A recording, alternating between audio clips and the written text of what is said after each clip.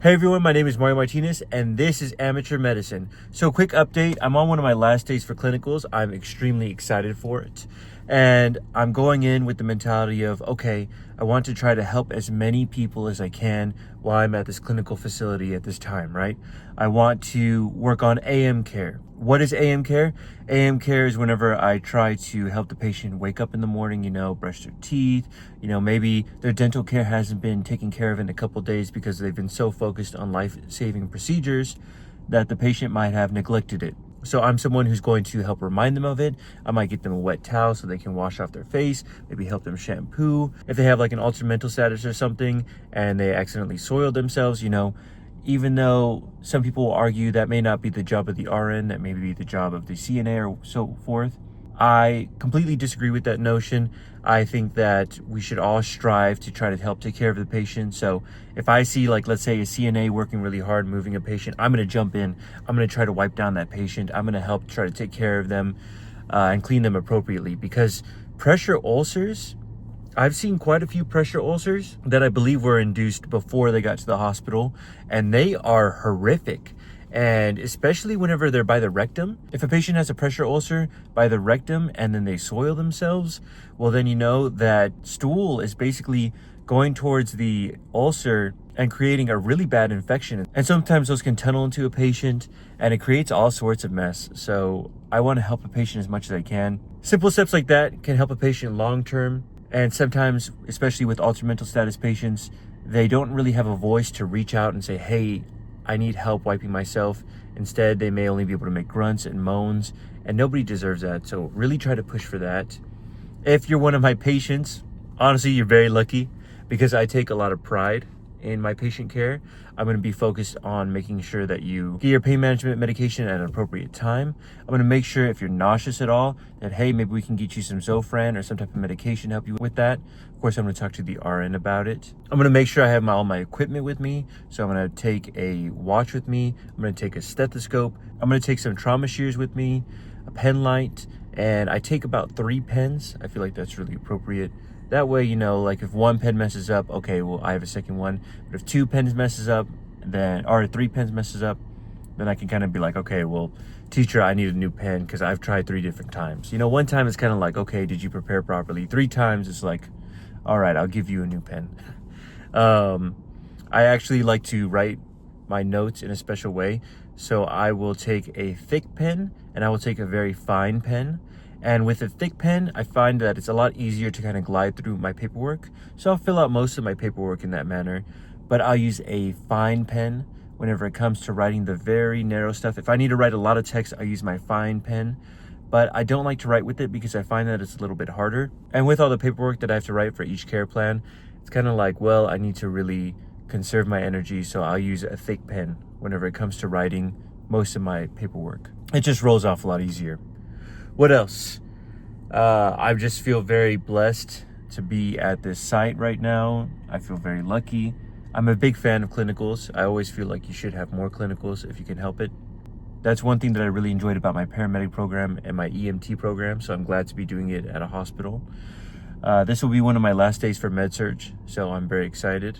I also really want to go into like the ICU and the ER. I feel like that's going to be a lot of fun later on. But that's for next semester, as long as I pass my final. What else? Whenever I go into my clinical site, I want to make sure that I'm not just learning from the RNs, but I'm also learning from the CNAs. I'm learning from the physical therapist, the respiratory therapist, the physicians and the nurse practitioners whenever they're coming into the room. Even the nutritionist that may stop by, or the people that are handing out the food trays. I like to talk to them, ask questions to just about every staff members, try to uplift them, but also learn from them. So somebody who may not be paid attention to as much, such as someone who's handing out the food trays, I ask them some questions, and they love to teach, and they'll usually provide any information that you ask, so long as it's regarding patient care. So I like to make sure that they feel that they're a part of the team, because they really are, and they provide a very essential task.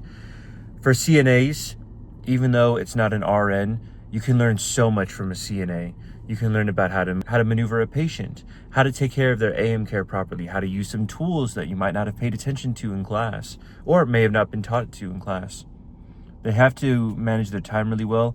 And there can be some bad CNAs that can kind of hamper patient care. But if you find a good CNA, they can carry the whole team. And so I've been blessed. I've got to see both ends, where some not so great CNAs, but some amazing CNAs. So I can really distinguish the two. And if I see an amazing CNA, I'm going to tell them at the end of the shift, like, hey, I hope you keep it up because you're fantastic. For a physical therapist, I get to witness how they pick up patients, how they utilize things like gait belts, how they encourage patients to walk. And I want to be a part of that too. I want to see how they utilize their different tools and work with different patients who have varying levels of muscular weakness. And I want to watch how they pick them up, how they either use a walker or how they encourage them to walk by themselves. And then I've seen from a physical therapist that I thought was really cool was they had a patient using a walker and they tried to encourage them to walk as much as possible. And then they had me following behind, by the way, with the wheelchair.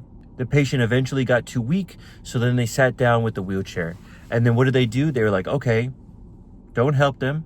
Let them continue going with the wheelchair all the way back to their room. And let's finish the route while we're at it. And so they try to encourage ambulation as much as possible, which is really important because if you don't ambulate within a certain amount of time, you may end up developing pneumonia, and that causes a whole bunch of other problems. You can develop pressure ulcers. They play a really big part in the patient care process also. They also teach you how to walk whenever you need to go home and what tools you may have access to. It's really great all around. For the RN, I want to watch the RN get pass off. I want to see how many questions they ask. I want to see what they need to ask the other RN, like as they're transferring care. How long does it normally take? Some places take 20, 30 minutes. Some places take 50 minutes. So it really just depends on who you're working with. Do they receive pass off at the desk, or do they receive pass off while being by the patient's room so that way they can enter the room and see the patient at the same time? How do they go about it? Each person is going to do their own specialized type of pass off. And I kind of want to take the good from the bad and try to learn a little bit from each one of them. I also want to see kind of how they manage the different tasks, how they perform cluster care, where they're doing multiple tasks kind of at the same time, how they manage administering medications and dealing with patients that may be more needy than necessary, or patients who are too reserved and may need to be an outspoken voice.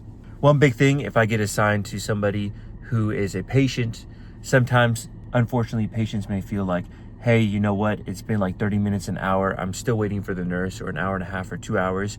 Well, I'm checking on you constantly. And if that's the case, I'm going to be the middleman that'll say, hey, you've been waiting for a nurse for 30 minutes. Don't worry. I'll go find them. And I will hunt the nurse down and I'll be like, hey, this patient needs this and this. Like, can we make sure that we get this taken care of? And then usually that's all you need. But overall, I'm just really excited. I have a great clinical instructor. I have a great clinical assistant instructor.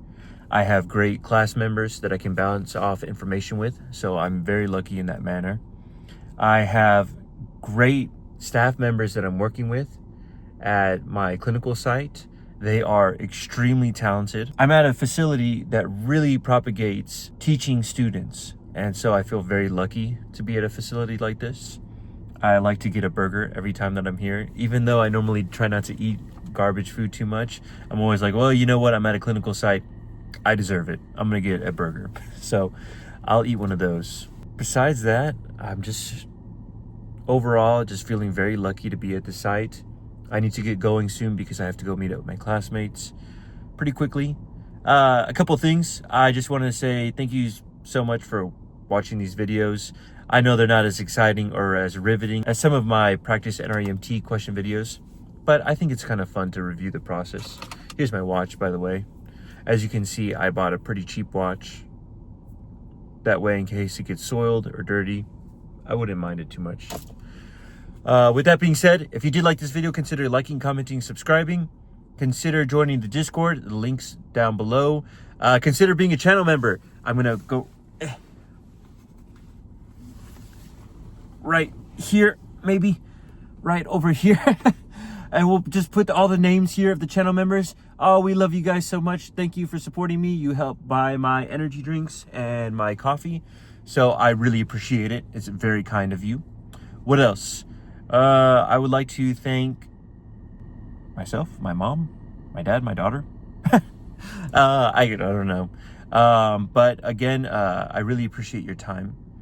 with that being said, guys, I mean, that's pretty much it. I need to rush over to my clinical group, and I'm just excited for the overall day. It's dark right now, so I can't wait to leave my clinical site and see that it's still dark, but that's okay. I don't mind. I'm just glad to learn. But anyway, I'll see you guys on the next one. See ya.